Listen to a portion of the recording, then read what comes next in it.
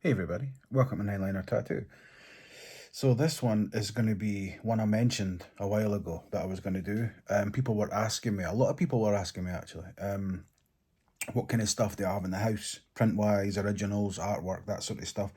And I'm not going to show you my spare room because it's in the middle of getting done, but I've got a lot of stuff in the spare room that's not framed yet and it's not put up yet. But what I will do is I will show you the stuff that currently is hanging, and the stuff that's next in the queue to be hung. So yeah, check it out. All right, take it easy. I've got an update about Sarah at the end as well. Um, it's a small update about something now, and then big information about the next video. All right, next video is going to be difficult, but for now, this one's going to be just a little bit fun. All right, so I maybe throw a tattoo in at the end as well. So take it easy, and I'll see you soon. Peace. Bye. So there's a thing every year. I think it's every year now anyway. Called Summer. It's a bit string I have on my for a Lego thing. Called Summer Nights, and it's at the Kelvin Grove Bandstand in Glasgow. And in the very early doors of 2019, maybe March time actually, I was contacted by one of my favourite bands of all. I've made a video about this before, but it's just because they're here, so I would tell you. I was contacted by a band that I love called The National. Huge band. I'm pretty sure most people have heard of The National that watch my channel, and if not, then check them out. I'll put a link in the description below. And asked me if I would like to design posters for the two nights, the 6th of August and the 7th of August, that year, 2019, for them performing at the Glasgow Bandstand. They knew about my connection with Scott and the band, and that I was from here, and all that sort of stuff. And I take it they must have known I was a fan of The National, maybe not, but they liked how I drew and painted and whatever else, which was weird, but beautiful and flattering. And they asked me if I would design. So basically, they were like, come up with anything you want, just here's a PDF of everything that's ever been done. Don't do the same. Don't do anything similar. Don't do caricatures of the band or anything like that. There was actually quite a lot of strict rules. And I designed 2 designs. I decided to do, because it was 2 nights, and in my head everybody there was the same but different, if you know what I mean. I thought I'll do it the same, as in they liked the same music that night, they were there for one thing, so it was the same. And I decided to do 2 torsos with different tattoos on the torsos. Same shape torso, different night, different designs for different nights. And then I asked them, I spoke to, I can't remember who I spoke to now. Aaron, I think, Dessner, one of the guitar players. And he asked me if I could put in a little tiny hidden thing for Scott. Because for some of you that don't know, obviously, you might not, but Scott and Frightened Rabbit, they toured with The National, they were friends with The National, and Aaron produced Frightened Rabbit's last record, Painting of a Panic Attack. So there was a huge connection between the bands there. And he asked me if I could hide a little something, or asked him if I could hide a little Scott thing in there. And he contacted me back and he was like, yeah, that would be great if you could do that. Something small, so only people who know what it means will know what it means. And I'm like, cool.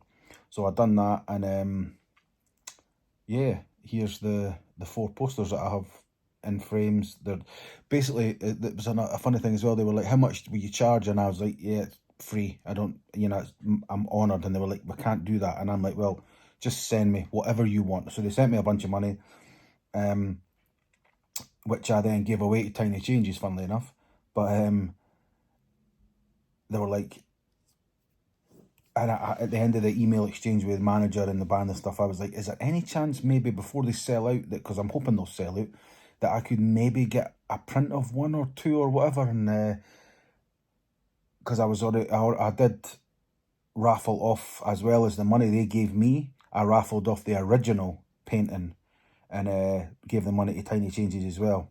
And I got an email back from somebody saying, we'll see what we can do, it might be a bit tight. And I thought, okay, fair enough.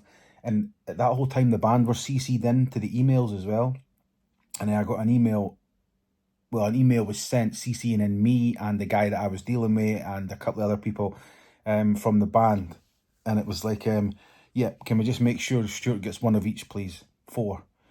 There was 2 designs, a black one and a white one for each night, with gold and silver. But 2 of them you could only get if you're a Cherry Tree member. So Cherry Tree is a membership thing you pay if you want to be a member of the National Fan Club. It sounds like a rip-off just to pay money, but it's not. You get tons of cool stuff. You get early access to tickets, early access to records.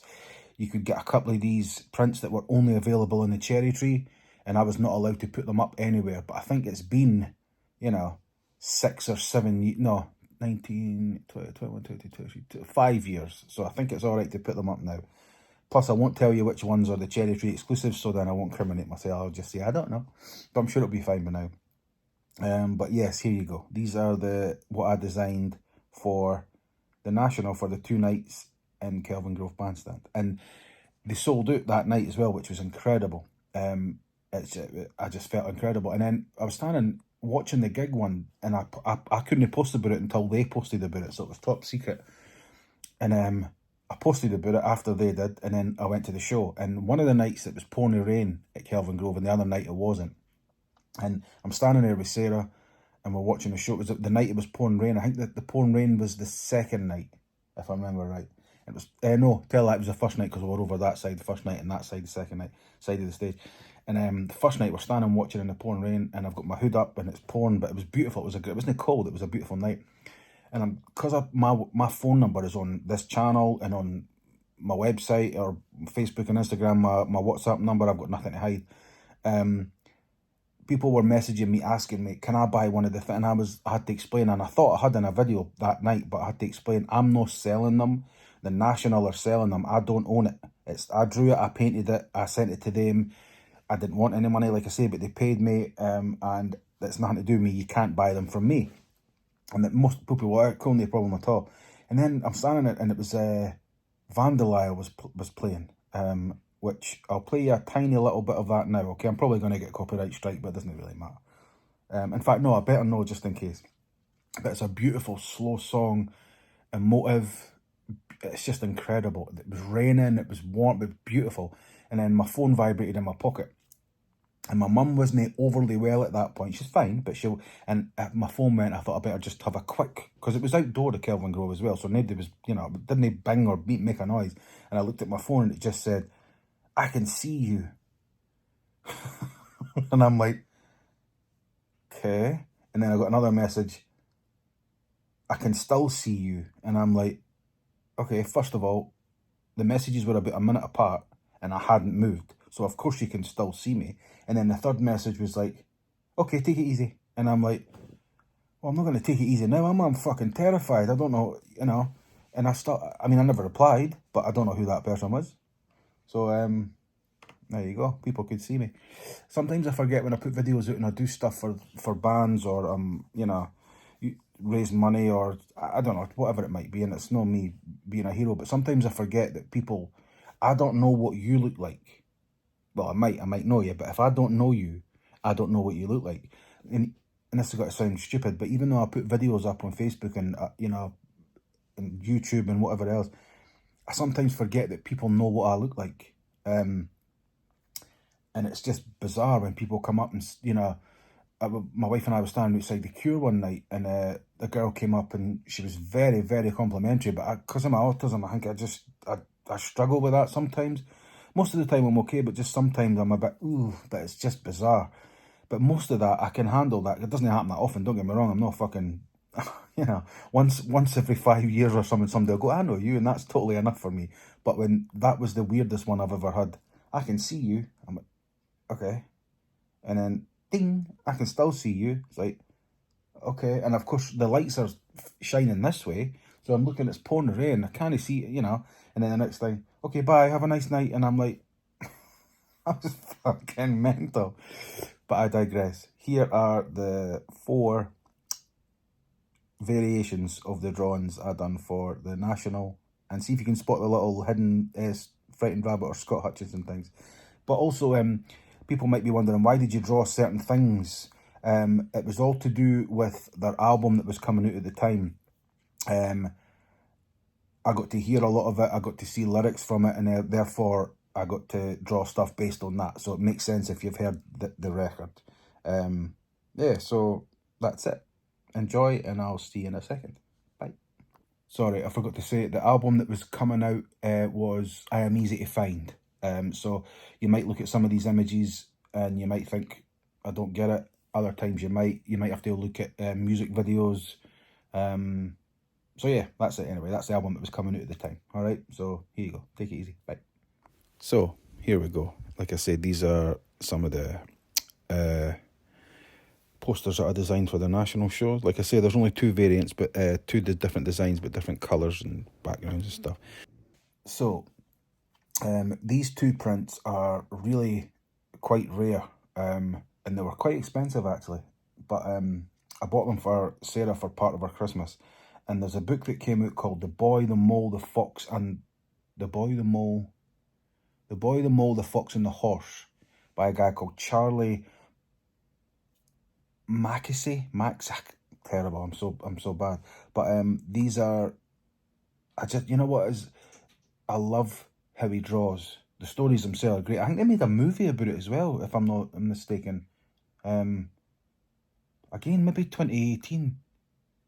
I can't remember, 2018, 2019 or something. But I contacted him, and his publisher was kind enough to get back to me and tell me that there was going to be some limited edition prints, some more common prints, some very rare prints. So these were two of the rare prints that I got very, very early. And yeah, they're just lovely. I love the way he paints. I love the way he draws. I did contact him and asked him if Sarah would sign them, but I never heard back. So he's a busy boy. But you kind of win them all, eh? Where would you put them? So yeah, that's The Boy, the Mole, the Fox, and the Horse. These two prints are from. So yeah, if you haven't heard it, buy it. You can get the book for cheap. It's not particularly expensive. I don't know if there's any other prints still left, because like I say, it's older now. But I'm sure there's a movie now. I'm sure there's a movie filmed like with the artwork. I think he drew and painted the animation or stop animation or whatever for the movie. So you could check it out. I've not seen the movie, but I've read the book and it's beautiful. So yeah, these are the Charlie Maxey. I'm fucking butchering that, I know it, but that's the two prints for Charlie. They're super, like, almost Japanese rice paper sort of material. They're beautiful. Now this is by a friend of mine, another tattooer called Simon Earl, who tattoos in England. I've known Simon quite a long time now, actually. Both Sarah and I have been tattooed from him. He tattooed a couple of things on me. He tattooed a Burning Witch on Sarah. His stuff's just fantastic, and he's a hell of a nice guy. Really nice guy. I'll put his link in the description below to where he is now, the Tat Shack, I believe it's called. Great name. Yeah, here's another couple of the variants. So you'll see what I mean. It's different colours, but same design. Two different designs, but flipped and inverted. And yeah, it was really good experience, actually. Off to the right here is one of the many Twilight Sad prints that we've got. Good quality prints as well. I can't remember where we picked these ones up. Actually, I think we picked this one up at Spiegel Ice Tent or whatever. I forget. It was in Falkirk or Paisley or something. They played a little strip back show. Anyway, that was one of them. And there's the final variant of the national prints. Again, I auctioned off the original, and some dude won it, and he was super stoked with it, which was great. And all the money went to Tiny Changes at the time, which was great. This is original. In fact, hold on, I'm going to speak to you face to face. So as many of you know, I used to work in Red Hot and Blue for a long time, a different shop in Edinburgh for people that don't know.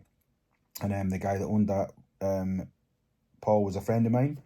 And a while ago, years ago now, when I was still there, he done a thing called A is for Anchor. I think you'll probably still be able to buy it somewhere, but it was a kid's book, Learn the ABCs. But each letter had a traditional, now people have done this since, but he was definitely the first to do it. Each letter had a traditional tattoo to go with it to help the kids remember. A is, I'm going to move that thing, sorry. A is for Anchor. That's what the book was called, A is for Anchor. And when it came time for him to get rid of all the originals and stuff, he phoned me and he was sort of saying, do you want to buy any of these? And there was one I wanted, but that one, he'd kept that aside for someone else, I think. And it was the X-ray one. I don't know why I just liked it. It was like a guy in a top hat. like a business suit top hat thing, holding a panel in front of him, like what you would do with an X-ray in the old days. But you could see the skeleton through the X-ray, through the panel. I thought it was really good. But the only other one I wanted was to get one for symbolised for Sarah, if you like. So I asked him if he could keep me the Q for Queen, and that's what that is. All right. Again, that's not a print, that's an original, like a lot of the stuff, and that's an original, and it's again, you'll find it in A is for anchor. People have ripped it off since and done various different things, you know, kids colouring in books and whatever else, but I think, as far as I'm aware anyway, in this country, Paul was the first person to do a kids sort of ABC book with tattoo designs, specifically tattoo designs. So you get the idea. S, I think there was spider, maybe a spider web, and then R for rose, and you get the idea. But you maybe buy the book, even if you're not a kid. It's got some beautiful tattoo reference in it. It's pretty good. I'll try and find a link for it below. Try and find a link if it's still available, and if it is, I'll put it in the description below. All right, cheers. So that was the Q for Queen from A is for Anchor for Paul. I think now over on this side is a signed. We went to see the Hives at the Barrowlands recently. Said I'd never seen them before, and they signed this print, and it was an amazing show. I can't say too much about it. It was just absolutely spectacular. God, I'm really ramming the prints down your throat. I think that was me just walking down the stairs, actually. This is another exclusive Twilight Sad print, designed and signed by Andy, who plays guitar in Twilight Sad. I really love the orange and the black. It's really, really cool. Yeah, fantastic. That is a Nightbreed poster, original Nightbreed poster, signed by Clive Barker. Really expensive, really rare, and I bought that for Sarah for part of her Christmas one year. Official letter of certificate, the full works. This was a very rare, if you're not for a friend, print that was high quality print that was super expensive actually. Now, controversially, or this part's not controversially, but I adore Funeral for a Friend. They're one of my favourite bands. I've got Sick written there, and I've got Tired written there, or Sick there rather, and Tired there. Massive Funeral for a Friend fan. I've seen Parkway 24 times. I've seen Sigur Rós about 12 or 13 times. I've seen Funeral for a Friend about 19 times. It's a weird brag, I know, but I was obsessed with them. So was Sarah. We absolutely fucking loved them. We loved them when they were playing in Nobody in Glasgow and Edinburgh. Then they got a support slot with Iron Maiden, and they blew up, and I just seen them every single time I could. And then we went to see them at the ABC for the 2 nights, their final ever tour. And then they split up for I think 6 or 7 years or something like that. Then they got back together. A guy called Big Stu died, and they done a one-off show to raise money for Big Stu's family and all that sort of stuff. And obviously they liked it, so they done a bit more touring. And we went to see them a couple of times, Sarah and I. And I say this because it's true, for no other reason than it's true, because I've just told you just there how much I love the band. But the singer, Matt, I'm watching him having a great time, and then all of a sudden I'm like, ooh, his voice was a bit, that note was just really off, you know, it was a bit, everybody has a bad night or a bad so whatever, and I'm like, okay, cool. So when I go to concerts, I usually film a minute every half an hour or something, maybe 2 minutes, a little bit here and there. I don't stand the whole time, but I like, for posterity, and I like to keep some. And on the way home in the car, Sarah was like, that was brilliant, eh? And I'm like, I think something was off with his voice. And Sarah's like, oh, you might be right, I'm not sure. And we lay in bed at night, and we do that because we're only 45 or 46 and 50. We lie in bed at night and go, let's watch the footage, because we're just children, you know. So we airdropped it to the TV, and we're watching it. And watching it, the recordings back, Sarah recorded some, and she recorded some different stuff that I did. So there was most songs, a bit of each at least, and it was bad. His voice, it was weird. It's hard to explain. It was such a great fucking show, but his voice was no great. And I thought maybe he's got a cold or something, I don't know. And then they went on tour around the world and various things, and then they came back to the O2 Academy again, at the place where we got that poster. And he's singing, and it was just bad. It was just, he couldn't do it anymore. And on the way home, I says to Sarah, I don't think we'll see them again. And she's like, no, and I'm telling you, something's not right. Something's off.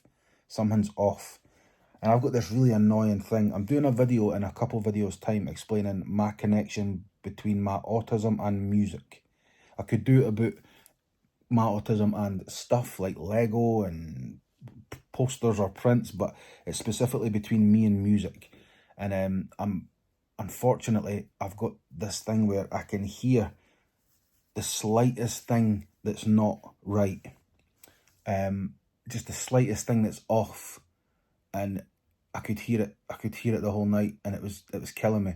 And then about maybe a month and a half, 2 months after that, it was announced that Matt was leaving the band. They never said anything to do with voice or throat or nothing. They just saying that's him. The band wanting to continue, he doesn't. Blah. I knew it.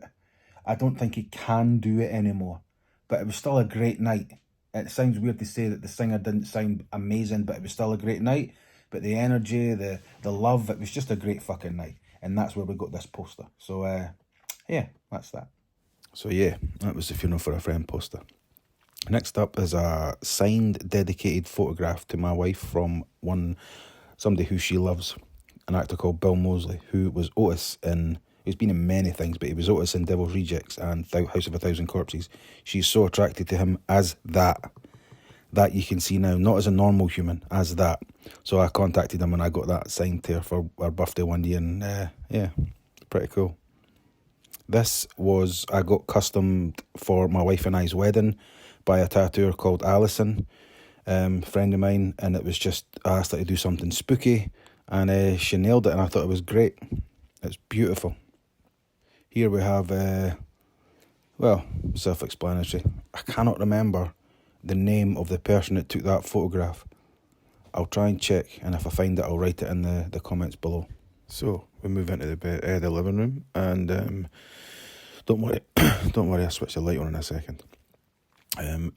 People have seen this before, but that is a rubbing of Ian Curtis's gravestone before somebody stole it. And I didn't steal it, by the way.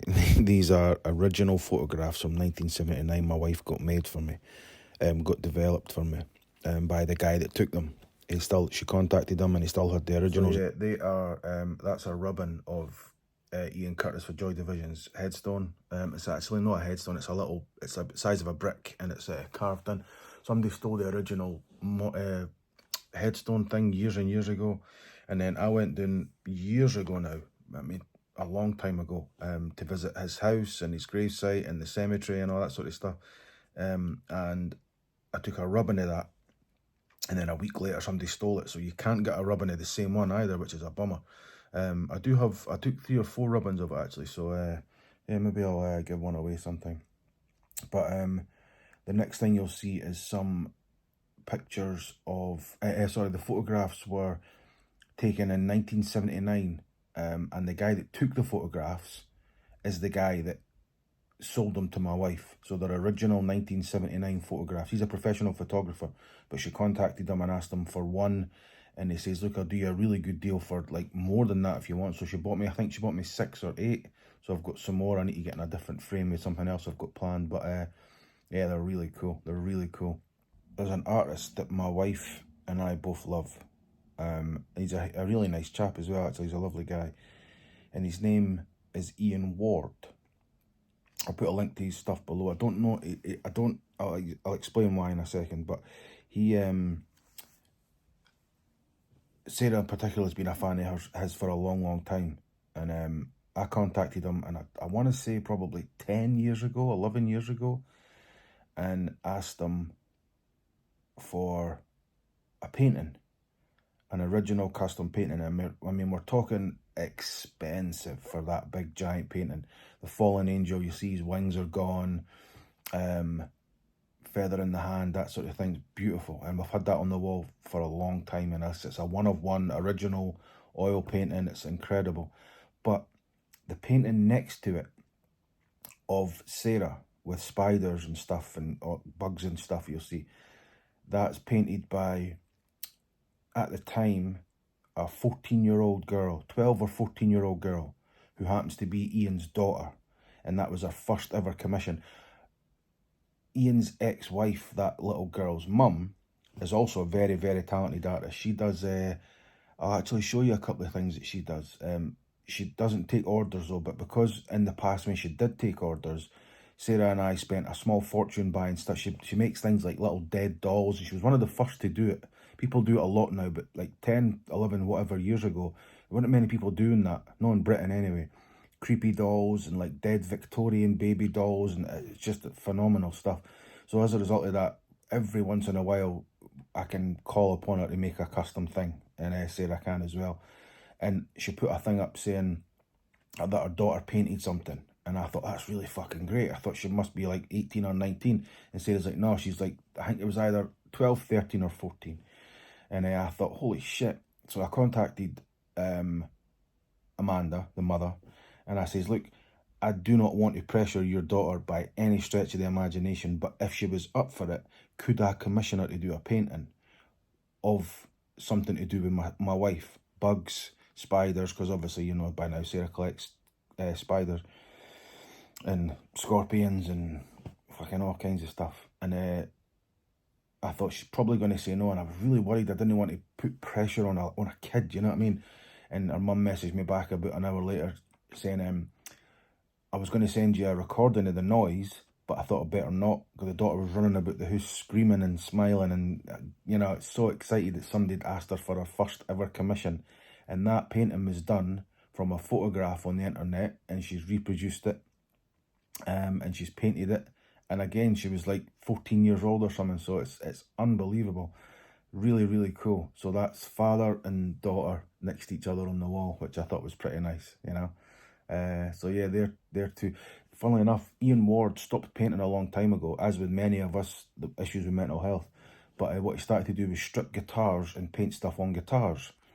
And as of now, this is the 11th of October 2024, I know for a fact he's done he's done painted guitars for Jason Momoa, Sting. I mean, some of the biggest stars in the world are now going to him to get their guitars done, and it's incredible. And I know Jason Momoa is not the biggest musician in the world, but he does play bass. Sting, I can't remember who the other ones now. As soon as I started talking, I can't check because I'm filming this on my phone. Give me a second. You ever watch Justin Hawkins Rides Again? Justin Hawkins is the singer of The Darkness. He's got a YouTube channel where he reviews music. He's got a guitar from Ian Ward, and also Geddy Lee, the bass player and the singer from Rush. He done one for recently. It's just unbelievable. It's unbelievable. So I'm still stoked for him. He's a nice chap. So, but that's them anyway. Father and son on the wall. And again, after this, I'll show you some of the stuff that. In fact, I can only show you a couple. A lot of the stuff is packed away safely for when we get the spare room finished and we can display it. But I'll show you a couple of things. But anyway, on to the next stuff.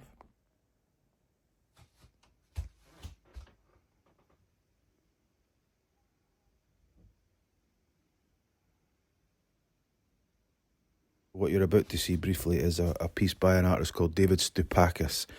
Sarah actually has a lot of David Stoupakis stuff. In fact, you know what? Bear with me. So yeah, Sarah has a few Stoupakis stuff, but there's only one frame for some reason. I don't know why. But Stoupakis is a digital artist as well, and his stuff's really incredible.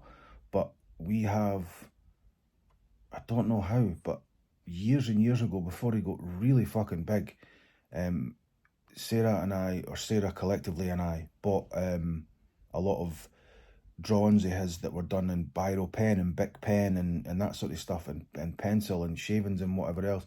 Really, I can't remember where they are now. They'll be in the spare room somewhere. They'll be super rare by now. I just remembered as soon as I started talking about that, I just remembered super rare stuff, because he hasn't done any of that sort of thing for a long ass time. So I'll speak to Sarah when she gets up, and I'll get clarification. But yeah, the next ones you're going to see are that one in the that first one was Stoupakis, but the next ones are a guy called Matthew Soph. Soph. I think it's Soph.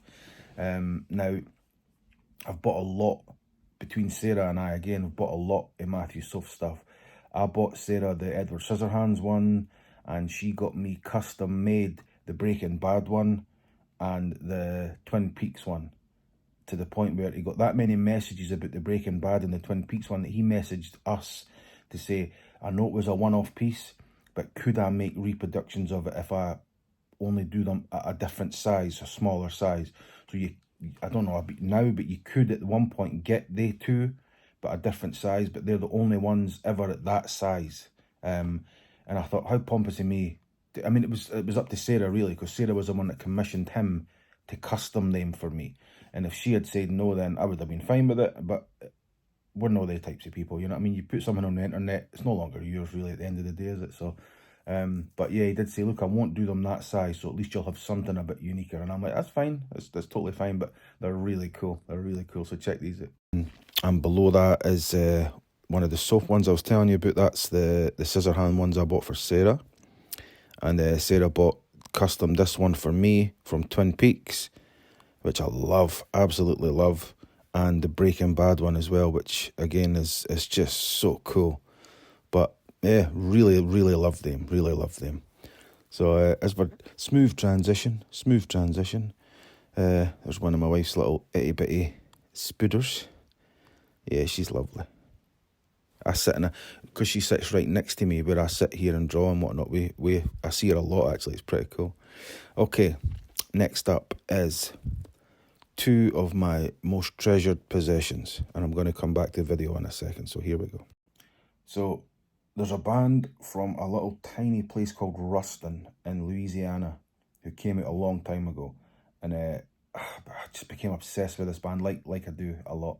But Scott Frightened Rabbit also became, and Grant, I would say, also became, as well as a lot of the world did, to be fair, it wasn't just us, but became obsessed with them, tattoos, all that sort of stuff. But the band's called Neutral Milk Hotel, and the singer is called Jeff Mangum, and he wasn't quite as reclusive and as hard work as Daniel Johnston was, as far as out and touring and people, but very reclusive, especially towards, he's not dead, but towards the end of producing music and stuff. He was just didn't tour that often anymore, and just was a bit quiet, shall we say. But anyway, I digress. These are custom, one of one. Each one is only done one time, and they're hand drawn by him. But so you maybe draw something similar another time, but each one is drawn slightly different. So Sarah got me these as part of a birthday or a Christmas, I forget which one, probably a Christmas, maybe a birthday, I forget. But I can't believe I have these. He's one of my favourite lyricists, my favourite musicians. I can't believe that, and they sit right there. This is where I sit. You know, this is my bit. I sit here and I draw and I watch TV, and this is where I do my drawings.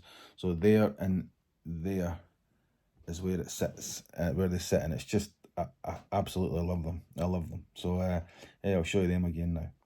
So yeah, sorry about the light quality of the footage. I guess it's just not the best light when I was filming these, but yeah, that's one. And again, they're all individually hand drawn by him, one of ones. So fucking rad, man, so rad. Next up, you're going to see a business card of one of my heroes, a tattooer called Tom Devita, who you can see there started tattooing in 1961. And this was one of the originals my wife bought me. This is one of the most expensive and treasured things that I think I own. This is one of his originals from his house. So Tom used to tattoo in New York when it was illegal. He sadly passed away now, but it was illegal, completely illegal, to the point where when it was back in the 70s and 60s and 70s and stuff, when New York was an absolute shithole. You've just Googled what it was like in the 60s and 70s, you'll see some of the footage. It was the times of the super rats, like rats the size of Jack Russells, garbage piled up in the streets because the city wouldn't empty it. It was a desolate shithole in New York then. But he was tattooing in this high rise at the address, which is up there. Well, it's up there now. You'll see it in the video. But and he used to have a bathtub. He ripped his whole house out, I think, in that flat, and he was tattooing in the kitchen. And in the kitchen or in the bathroom, there was a giant bathtub. And in the bathtub was business cards, and there's that's one of the business cards from the bathtub. So I'm really glad to have that. I'm really stoked to have that. And the artwork Sarah got me, she contacted a tattooer in America who was dealing with his estate when he died to help, you know, just to make sure that people, not that they would, but just to make sure that people didn't take advantage. And this, not only that, but I think more so that the things that Tom spent his life doing didn't just end up in the bin or in storage or, you know, forgotten. So, the reason I love him is because not only was he doing something that nobody else was doing, he was doing it a way that nobody else was doing, especially knowing that's no, I mean, obviously I wasn't born until 79, but looking back on it, there was nobody doing that. There was nobody doing that then. It just wasn't done, you know, not in this country anyway. And I think very rarely then either doing it the way he was doing certain things. So, but the way that he conducted his art as well, like he owned original Sailor Jerry artwork, and he would paint on top of it. And people would be like, fucking, I'm losing, what are you doing? That's an original Sailor Jerry, blah, blah, blah, blah, blah. And he'd be like, well, it's mine. I bought it. It's mine. And he was one of the very few people that I've ever seen that done art for art's sake. And he done art all the time. That's all he done. Walked his dog, spent time with his wife, and art. That was it. He was just a true artist in the sense, you know, in my opinion anyway. Absolutely phenomenal. Absolutely phenomenal. So Sarah bought me that, contacted the tattooer in charge of his estate, if you like, and bought me that. And it's just like, I'll be having a bit of a funk and thinking, ah, fucking hell, what's the point? I can't. And I look up and see it, and I'm like, you know what? Just whether you're busy or not, whether you're making any money or not, just do what you love. Do art. Do art for art's sake. So it's a real good inspiration for me every time. You know, every time I'm starting to feel a bit shitty or whatever the case may be. But aye, I'm really stoked to have that. It's phenomenal. It really is cool. So on to the next. So the next thing you're going to see is some pieces by Charlie Bronson, Britain's most violent prisoner. That's not why I like him. I like him just because his artwork's fantastic. But I think his name is now actually Charlie Salvador, or Salvador Bronson. I think it's Charlie Salvador. I can't remember what he's actually, but he's changed his name years ago anyway. But they're original pieces from him. Some of them, one of them I bought, and a couple of them my wife bought me as well. So some of them are rarer now because they actually say Charlie Bronson before he changed his name. So now these are Glenn Chadbourne, who, if you don't know, if you've ever bought a Stephen King book, any artwork in it is done by Glenn Chadbourne. These are obviously these are prints, but they're high quality prints and they're individually hand signed. One from Salem's Lot, which is my favourite of all Stephen King things, and the other one that you seen was Pet Sematary, which is a very close second. So they're really cool. Sarah got me them as well. Yeah, that's a piece of mine. Eek, I need to move that. That one's also mine. I need to move that. These are Sailor Jerry's, and there's, I think, 6 or 7 of these ones, I think. And I just like to be surrounded by things that inspire me. And, you know, what's more inspiring than the person whose work made you stop turning pages in magazines when you were like 9 or 10. You know, you turn the pages, whoop, what is that? And you couldn't bring myself to turn the page. So that's why I keep some of these stuff about. Are just phenomenal. That's me. So over is some of my wife's spiders. Now, that is a Twilight Sad, Andy from Twilight Sad's artwork. A very good artist, and he released some limited edition prints a while ago, hand signed, and I bought some. That's a Twilight Sad poster, high quality print. So it's that one. I just realised it's very Twilight Sad, very Scottish contingency at this side of the living room. And there's one of the Twilight Sad posters from when Sarah and I got to go see them again in the Barrowlands on the 1st and 2nd of April in 2022. The Quadraphonic, is that what it's called? Where they set up the special speakers and stuff, and it was fantastic. That's another piece of Andy's from Twilight Sad's artwork. I don't know why I really relate to it. It's really rough and jagged, but also comforting. I don't know why. Anyway, over this side we have somewhere my wife keeps her rings before, when she come home, she'll put her rings on that hand, which I thought was pretty cool. There's a Frightened Rabbit poster from the Highland tour for 2012, I believe that was, 2012. What a rad tour, man. What a really cool tour that is to do. I think Roddy Wimble's doing something similar from Idlewild as well. But anyway, so these are, pardon me, heartburn. These are Scott Hutchison designs that were made into postcards. And yeah, I've got quite a few of them actually. As you'll see, various different ones. Yeah, these are originals from Scott when he was on the Owl John tour. Really, they're really cool. I like the startness, particularly the one at the top, how he drew it right in the middle at the very top and left everything else empty at the bottom. The other one was on a smaller piece of paper that was handy at the time. Michael Corr done a display. He painted a thing in Glasgow at the back of the Barrowlands, and that was the artwork that he painted, called Scott, and it was one of the high quality prints that he made of the design that he'd done.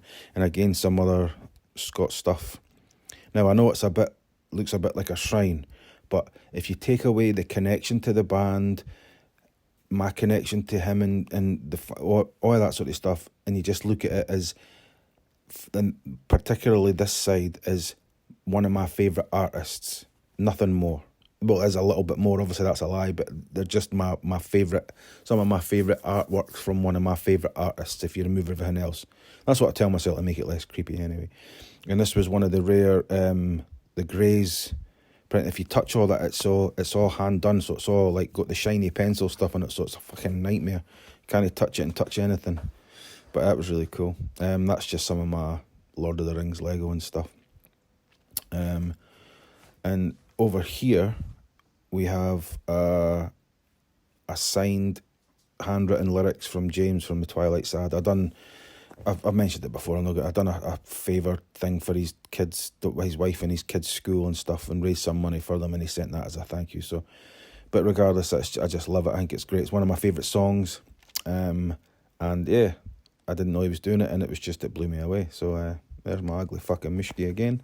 So that's it. So I got a couple of things from my new best pal, Larry, or as I call him, Billy's dad. Billy for Frightened Rabbit, or should I say Billy from Haver is what I should say. Billy from Haver, his dad, Larry, and I became fast friends, and he bought my book, my Frightened Rabbit book, and he says, would I sign it? And I was like, this is weird, but I didn't have it with him when we were at the Haver show, so I signed one specifically to him, and I sent it to him. And then the next Haver gig, he gave me a couple of things, and one of them in particular, both of them are incredible. One of them in particular just is like, holy shit, I've never even seen this before. Never even seen it before, but I'll show you them. So, but yeah, anyway, that's the sort of tour of what the stair, and, you've seen it. That's what's in the house at the moment that's being displayed. And again, that'll probably change in the future, but you never know. So thank you very much for watching. And I'll see you soon. Take it easy. But our next video is going to have a, hopefully, if she's up for it, some days she's up for it, some days she's not. But I think we're going to have to, for our sake as well, but for the part of the whole journey, is discuss things that are happening to Sarah and I now with regards to mental health, nightmares, dreams, thoughts about what happened, how things are going. So we'll maybe do that in the next one. But for now, I wanted to make this one a bit more light-hearted, I suppose. But again, like it says in the bio of this, it's not just tattooing, it's our life. So yeah, thank you very much for watching, and I'll see you soon. Take it easy. Bye. So, here is just a couple of the things that Billy's dad gave me. This is a really cool Frightened Rabbit poster from despite being from Selkirk, they only played one gig in Selkirk, and it was then the 25th of September 2012 at the Victoria Hall. Which, you know what, I might be able to I think I've got some footage of that somewhere. But this one for 2007. Look how young the Twilight Sad Boys are there as well. I mean, it's unbelievable. And wait, you'll see there's Billy sitting down with the accordion, Grant and Scott. It's just a really, and he laminated them for me as well, which was great. So just kept them safe. And Billy's dad's got everything Frightened Rabbit related, and he didn't have to give me them. And I was really moved. Really moved. So thanks for that, Larry. I really appreciate it. And thanks to you all for watching. I'll see you soon. Peace.